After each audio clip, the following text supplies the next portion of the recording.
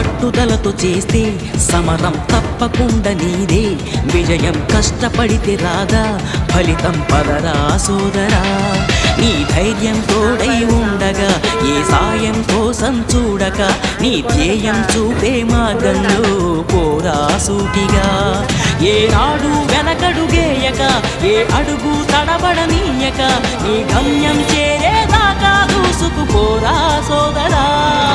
పట్టుదలతో చేస్తే సమరం తప్పకుండా నీదే, విజయం కష్టపడితే రాదా ఫలితం పదరా సోదరా.